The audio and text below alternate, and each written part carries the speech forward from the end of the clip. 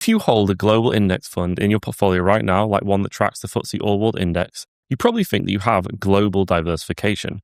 But the reality is, at the moment, about £60 of every £100 you invest into a FTSE All World Index tracking ETF goes to US companies. And if you invest into a developed markets only index, say for example MSCI World, then this number is up to £70 for every £100 you invest. Now don't get me wrong, you still do have global diversification, but because of market cap weighting, your portfolio is heavily tilted towards US companies. Market cap weighting simply means the greater the market value of a company, the greater the weighting it has in the index. And because at the moment the largest companies are listed in the USA, a global index simply reflects that reality. This video isn't a recommendation to adopt any particular strategy, but I just thought because it's a popular topic right now, a lot of people are concerned about the US weighting, or perhaps you're not concerned at all, but because it is a topic of discussion at the moment, I thought it was a good opportunity to run through this topic for informational purposes. The first thing I'm going to do is give us a bit of a reality check and address the reasons why people are concerned about this and think about whether this concentration is a concern at all. I'll then go through a few different options that you can take to adjust the weightings in your portfolio if you are concerned about that US dominance. And then at the end of the video, I'll personally share what I'm doing. Remember that these videos are not investment advice and I'm not a financial advisor. When investing, your capital is at risk and you may get back less than invested. Past performance doesn't guarantee future results, and please do your own research. This video is sponsored by Lightyear, who have a big announcement to share, but more on that later in the video. So before we look at how to reduce US exposure, there's a few hard truths that we need to share, a bit of a reality check. And the first thing here is the idea of efficient markets. We do have to respect the efficient market hypothesis, and put simply, this is the idea that share prices reflect all available information.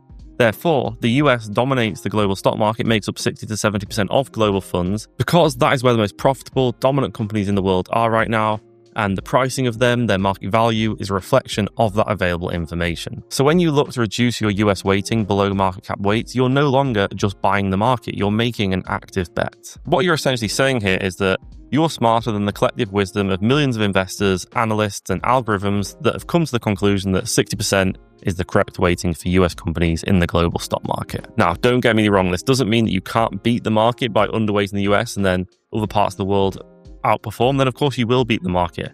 The point is, the current weightings reflect available information, so for these weightings to significantly change, new information has to come out. So there's nothing wrong with having a different opinion, but just make sure you're not trying to be too clever for the sake of it. You may think of yourself as a passive index investor, but the second you start deviating from those market cap weights, even if you use multiple index funds to do so, even though those funds individually are passive, you're making an active decision with those weightings. Okay, point number 2, recency bias. This one is super important to me because a couple of years ago, absolutely no one was talking about reducing the weighting to the USA.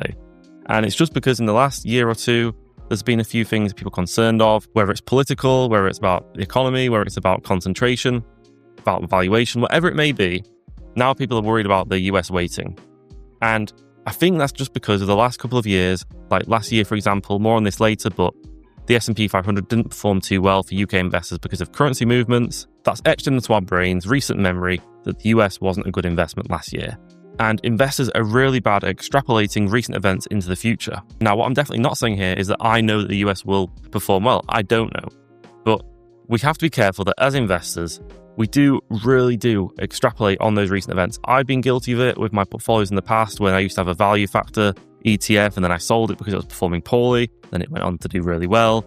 And in general, I think as investors, recency bias, performance chasing, these are psychological biases that we really do have to overcome and make sure if we are making a change to our portfolio, it's something that is well researched and something that we can stick to for the long term. Point number 3, does concentration actually matter? So a lot of the concern stems from the fact that the top 10 constituents of the S&P 500 make up around 35 to 40% of the index. But does this concentration actually matter? And is concentration a predictor of poor future returns? Well, this chart here by Barclays Private Bank shows historically falling concentration levels have only had a very weak negative relationship with 1-year forward returns. So this really does highlight that extreme concentration doesn't have to lead on to negative returns in the future. Also, more importantly, concentration is not just a US thing. We focus on the concentration of the S&P 500 because it is the largest market, the one that everyone talks about. But market cap weighted indexes around the world for particular countries tend to be concentrated as well. Concentration is part of the market because the winners rise to the top and they become having a greater weighting in the market. And that's just what tends to happen. If we look at market cap weighted indexes for the UK, Germany, Canada, France, etc., you'll see the same thing, the top 10 making 30, 40, 50% of the index. And in an extreme example, Taiwan, the market cap weighted index for Taiwan, I think one company makes up 60% of the index. So that's obviously complete on the other end of the spectrum, but it's just a good example to say concentration is normal. It does happen around the world. It's not just a US thing. A lot of markets are concentrated. Point number 4, valuation. This is another reason why a lot of people are concerned. The US stock market does look very expensive, with the Shiller PE ratio currently at 39.18, and the market hasn't looked this expensive since before the dot-com bubble, the dot-com crash. So you can see why, if you're looking at a chart like this, investors can become easily concerned. However, again, we do have to be honest with ourselves, and how do we know if these valuations aren't just the new norm? This could be the new normal level of valuation, or it may not be, but it may take years before there's a crash. So not only do you have to say markets are expensive, you have to know when they're going to become cheaper as well, because if they stay expensive for a very long time and you're just sat on the market or changing your allocations because you're trying to be smart with the valuations, then you could miss out. And the thing is, if investing was as simple as looking at a chart like this and saying, oh, things are expensive, I'm going to sell now and wait for things to be cheaper, then yeah, it would be a lot easier, wouldn't it? And the thing is, people have been saying the US stock market looks expensive for years, and buy and hold investors have done very well.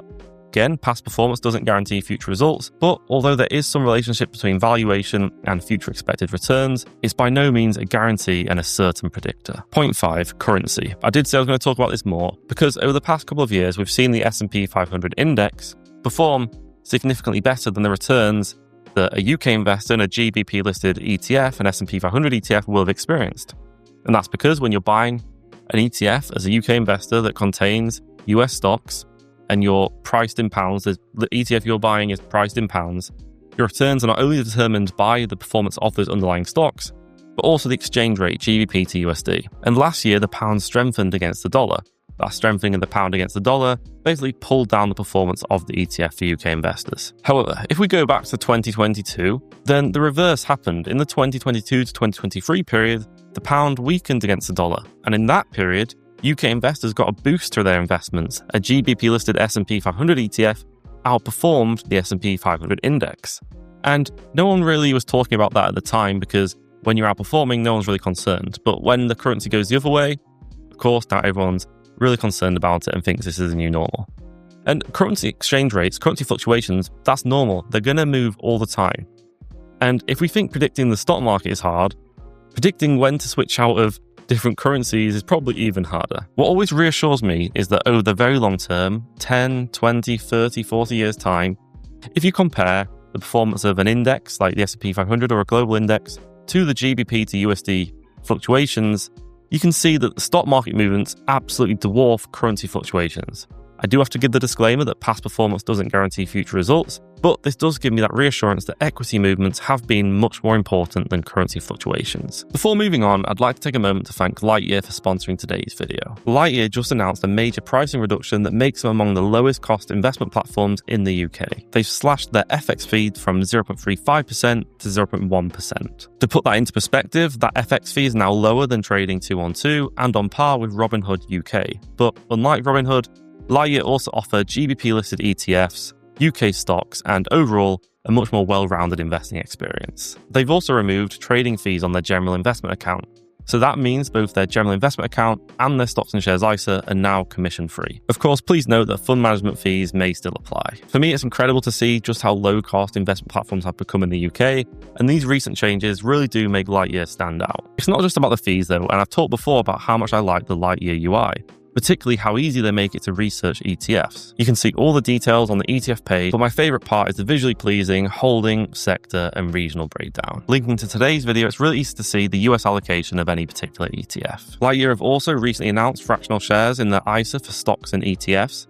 So if you want to buy, for example, the Vanguard FTSE All World or the Invesco Nasdaq 100, but you don't quite have enough for a full share, now you can. They've also shared with me that very soon they will be seeing a significant addition of GBP-listed ETFs on the platform. If you'd like to try out Lightyear, you can use the link in the description or scan the QR code on screen to claim up to £100 on a fractional share or ETF in your general investment account when you complete onboarding and deposit £100. Alternatively, you can use the promo code TOM during sign-up or in the menu page of the app. Remember that when investing your capital is at risk and this is not investment advice. Thanks to Lightyear for sponsoring today's video.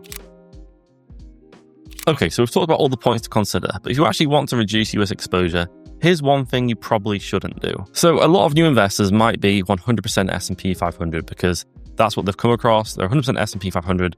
They then decide they want some geographical diversification. So they decide to add the FTSE All-World or a global index ETF to their portfolio, and they split their money 50-50. And they may think that they now have a globally diversified portfolio. But the problem is, a global index, as we discussed, is also market cap weighted. So 60 to 70 pounds of that 100 pounds you put into a global index is going to US companies. So if you had a 50-50 portfolio of an S&P 500 ETF and a FTSE All-World ETF, you'd end up with a portfolio that's about 80% USA, 20% rest of the world. It's probably not the global geographical diversification that you are aiming for. So yes, your weighting to the USA is lower than just being completely S&P 500, but you're still overweight in the USA relative to market cap weights. Now, if this is intentional and what you want to do, then fair enough. But usually, from experience, I do tend to see that people didn't know that this was the allocation that it left them with. So to actually move the needle to reduce your weighting to the US below market cap weights, you need to be more intentional, and there's a few different options you can take. Now, before we jump into these, please do remember that I'm not recommending any of these courses of action. I'm just sharing them for informational and educational purposes and for you to do your own research. So option 1 is to use custom weightings with a free ETF portfolio. So the most common free ETFs you can use for this are an MSCI World ex-US ETF, an S&P 500 ETF, and an MSCI Emerging Markets ETF. A combination like this works really well because there's no overlap between these free funds. MSCI World ex-US, so MSCI World is a developed markets index, and ex-US means it excludes the US, so it's got all the other developed markets like Japan, UK, Canada, Australia, Germany, France, the list goes on. And then the Emerging Markets ETF includes the emerging markets like China, India, Brazil, Taiwan, list goes on. And when you combine these together, because they're both MSCI indexes, there's no overlap. And then when you add those two MSCI ETFs together, the only bit missing is US stocks. That's where the S&P 500 ETF comes in. And by holding all three of these separately, you can decide the weightings you want to give in your portfolio. As an example, you could have a portfolio of 50% S&P 500, 40% MSCI World ex-US, and 10% MSCI Emerging Markets. So in plain English, this translates to 50% US stocks, 40% developed markets excluding the USA, and 10% emerging markets. This example portfolio equally weights the rest of the world with US companies. But of course, it's just an example. These weightings can be tweaked however you like. To find ETFs that track the indexes I've just discussed, you can use a research tool like Just ETF, the website Just ETF. It's brilliant. I use it for a lot of my videos for the research, and I think it can really help you narrow down the options. On screen, I've put up just a few examples for you to look into. Option 2 is to use an equal weighted ETF. So equal weighting is kind of in the name what it does. So rather than market cap weighting, which means the greater the market value of a company, the greater the weighting it has in the index, with equal weighting, every single stock in the index, regardless of how big or small it is, has exact same weighting when it rebalances. For example, there are MSCI World Equal Weight ETFs, so MSCI World, the Developed Markets Index, not the ex-US version, MSCI World, so it will include the US. Equal weight means every stock in MSCI World will have the same weighting. This probably will lead to the US still having the largest weighting because just because of the number of companies listed in the USA, but it will be a lot lower than market cap weights. Taking a close look at that breakdown on screen here, you can see how it leads to significantly different weightings than market cap weighting. Make sure you check the fact sheet for each specific ETF, but in general, these ETFs tend to rebalance quarterly, so if you see slight deviations in the holding breakdown, say some are slightly greater weightings than others, that's just because the movement since the last rebalancing, at each rebalancing it goes back to those equal weights. However, like any strategy, there are pros and cons of equal weighting, and Ben Felix has done a brilliant video going through equal weighted ETFs on his channel recently, and I'll leave a link to that in the description if you want to find out more. But it's always worth remembering that with any strategy, regardless of what you pick, there's pros and cons that you need to consider, and maybe there's a better way of achieving the same outcome. The third option is factor tilting a portfolio. So this is tilting your portfolio towards stocks with certain characteristics. So factors like quality, value, momentum.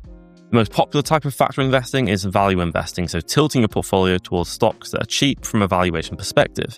And if a lot of you are concerned with the US, is because of that high valuation concentration with the mega cap stocks, then a value tilted portfolio might help alleviate some of those concerns. Some value factor ETFs may naturally have a lower weighting to the USA due to the process that they implement, whereas other value factor ETFs will broadly contain the same country allocation as a standard market cap weighted ETF, but the type of stocks it has exposure to in those particular countries will be significantly different. Again, this method has its pros and cons. Markets move in cycles. Sometimes growth does really well, sometimes value does really well, momentum, quality, loads of different factors. And if you're trying to just rotate to whatever the current winning factor is, it's going to be really difficult. Timing when to enter a factor, timing when to leave a factor, the behavioral challenges that come with that. As someone who's experienced factor investing, one of the hardest parts is that when you heavily tilt your portfolio, is sticking with that when it starts to underperform. So just be aware that if you are going to factor tilt your portfolio, it should be a long-term decision, because trying to time the factors and what it does psychologically with trying to stick to your portfolio is probably just not worth it. The way I love to put it now is that if you want to tilt your portfolio away from the market, you can't expect market-like performance. So if the market starts doing really well, but your ETF is lagging because you tilted your portfolio towards a different factor, then don't be surprised. You have to expect that. You can't expect market-like performance when you're not just buying the market. So I hope that was helpful. There's a few different options that you can consider, but to finish the video, I wanted to talk about what I'm personally doing. Take this with a pinch of salt, of course, because what is suitable for me may not be suitable for you, and I don't pretend to have the perfect portfolio. The best portfolio truly is the one that you can stick to over the long term. With that being said, I personally am not too concerned about concentration levels and jumping around trying to rotate in and out of things based on what I believe. I'm sticking to a globally diversified market cap weighted ETF for the core of my portfolio, the bulk of my investments, but I do also have a small cap value ETF, a global small cap value ETF. However, that value tilt isn't because I'm trying to time the market and I think now is a good time to tilt towards value. It's because that is the long-term strategy that I want to implement. Like any investor, I struggle to switch off at times. So over time, I've just decided the best portfolio for me is one that is simple and one that I can stick to and not have to worry too much about. And I could concern myself with the current US allocations and try to tilt towards that. But then I've also got to decide when I want to tilt back towards market cap weights. And am I going to become an active manager of my portfolio and constantly try and predict which country I should tilt towards? Personally, I just can't be bothered with that. But let me know your thoughts in the comments below, and as always, thank you for watching.